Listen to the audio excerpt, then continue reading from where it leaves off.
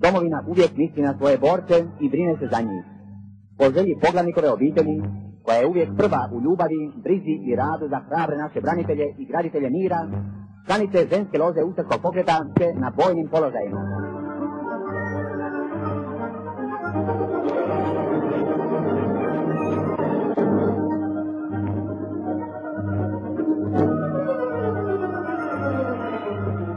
U poglavnikovu dvoru radi se već tjednima.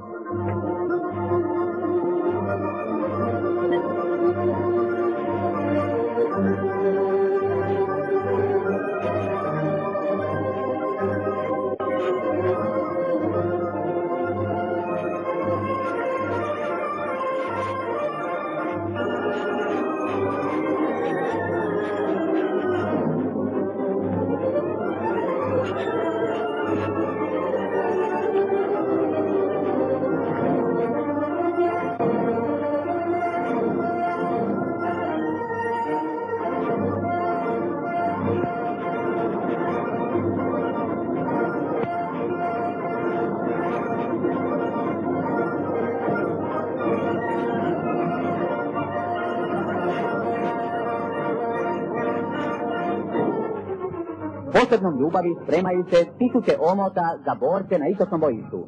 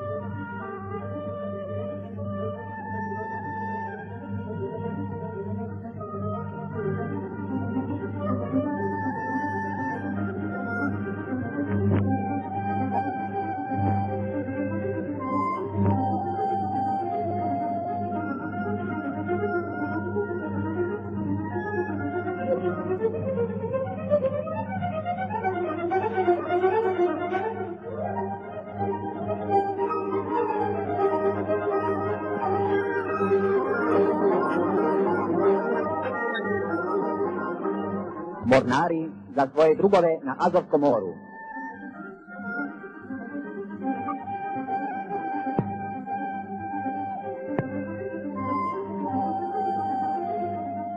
Domobrani za junačke legionare.